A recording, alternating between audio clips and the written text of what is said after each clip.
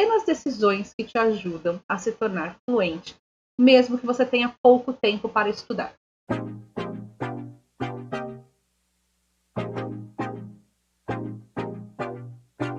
3, 2, 1, hello everyone! Welcome to our Papo de Teacher tonight.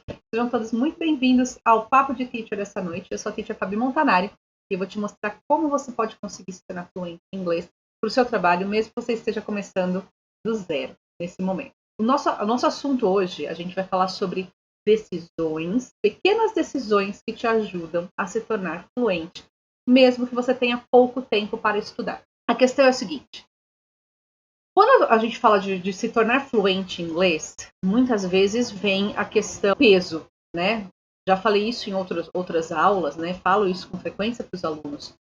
Quando o aluno ele tem a obrigação de falar inglês, o peso fica muito grande. E eu acompanho, né, os alunos, eu já sou professora há 26 anos, sempre dando aula dentro de grandes multinacionais, ou recebendo alunos, né? A gente tinha até o começo da pandemia, a gente tinha escola física, então recebendo alunos, né, de empresas da região que precisavam se preparar para reunião, para apresentação, para e-mail. Então esse é o trabalho que eu faço, tá?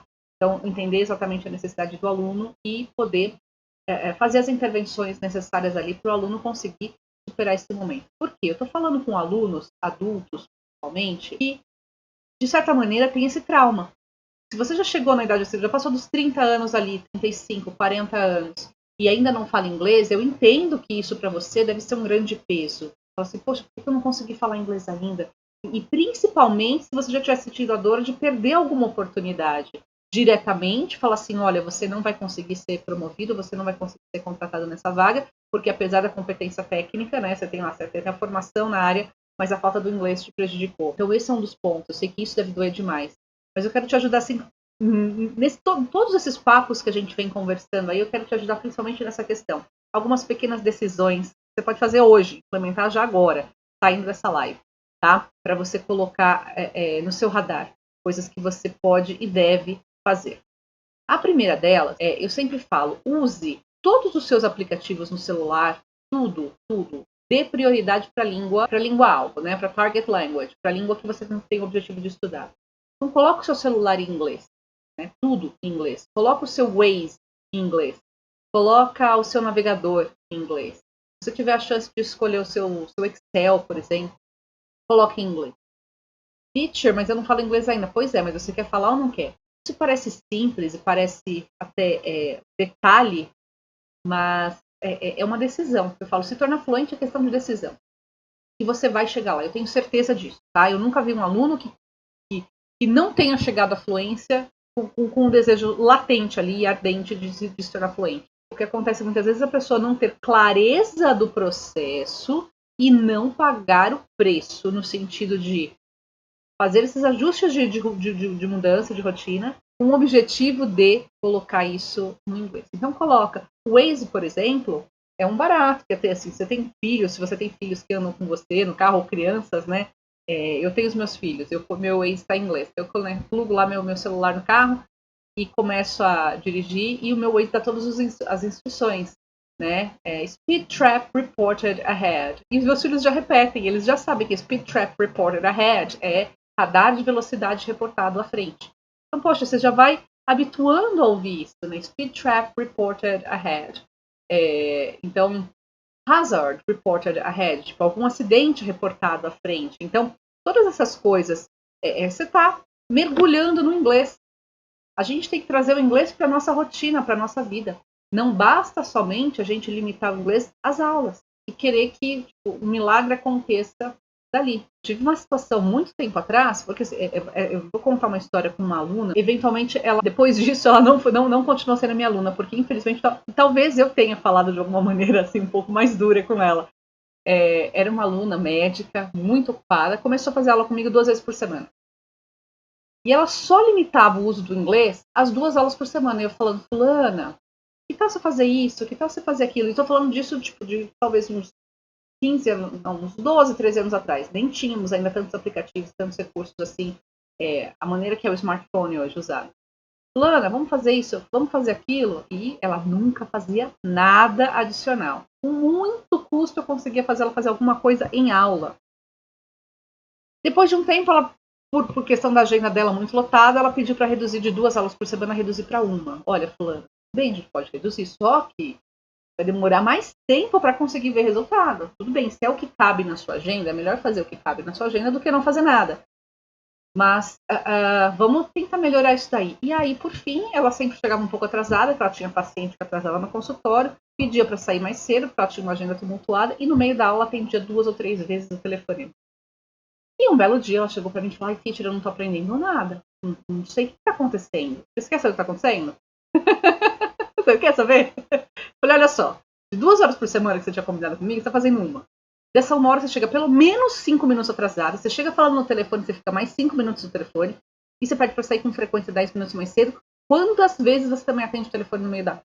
Porque você não tá se concentrando, você tá limitando o inglês ali, você precisa aprender, mas você não olha pra ele. Aí ela falou assim, não, mas isso e aquilo, tudo. E assim, eu tentei falar com toda a delicadeza do mundo, mas de fato eu fui dura naquela conversa com ela.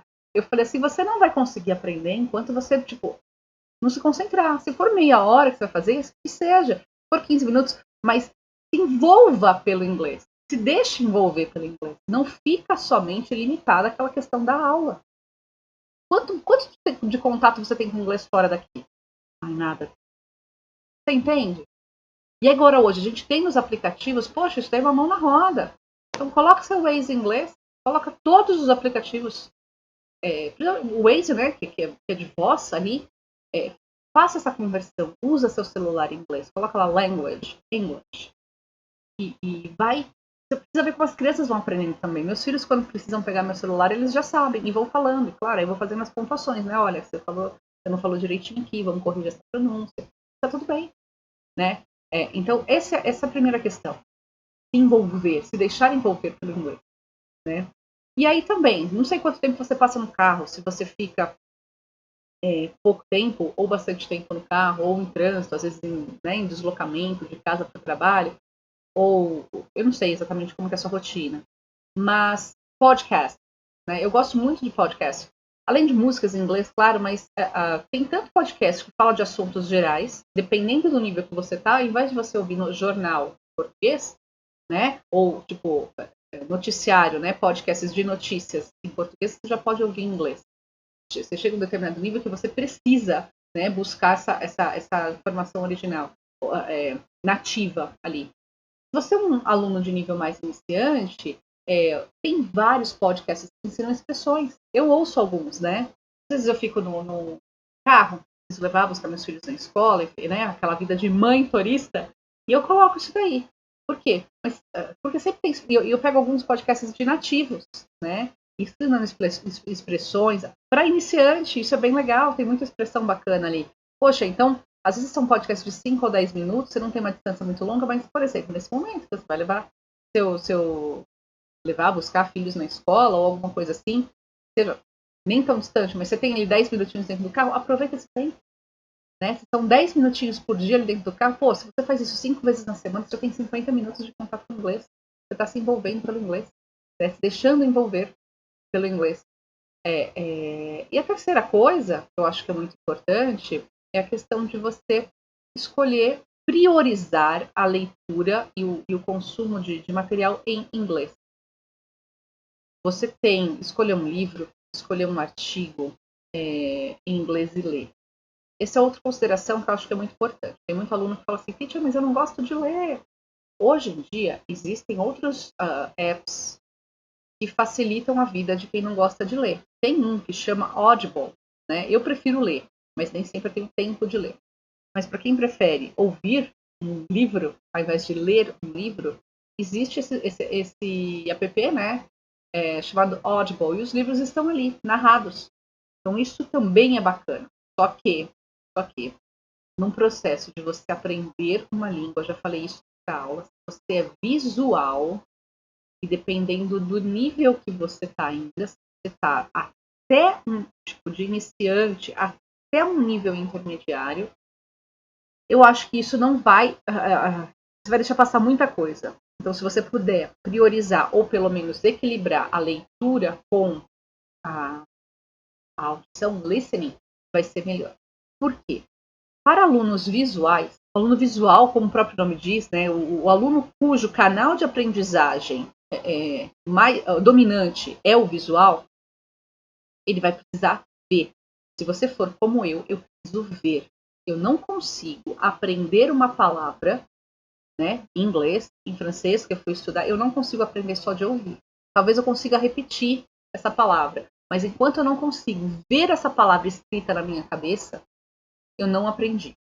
Eu provavelmente vou esquecer essa palavra. Então, para mim, eu preciso saber como escreve e eu preciso ler essa palavra escrita. Por isso, até que dentro do nosso curso inteiro, a gente tem a parte de pronúncia, para ajudar o aluno a incorporar essa questão da referência fonética do inglês, que é muito diferente do português. Aquela questão do aluno que sempre fala assim, nossa, teacher, eu prefiro...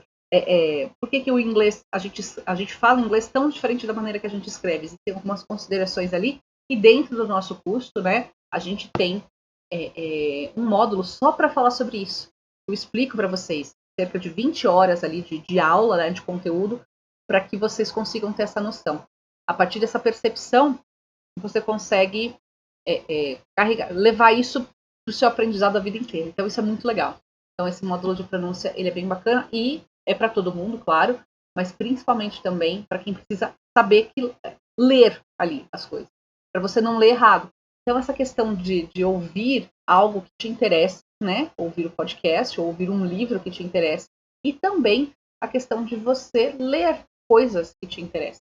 Eu tinha um outro aluno também, alguns anos atrás, ele era muito resistente com relação à leitura. Teacher, eu não gosto de ler. Engenheiro, trabalhando em montadora, né? E ele falou assim, teacher, eu não gosto de ler. Ah, eu não gosto de ler isso não. Não gosto de ler isso não. Eu falei assim, my dearest, Anderson era o nome dele. Eu falei assim, não é que você não gosta de ler.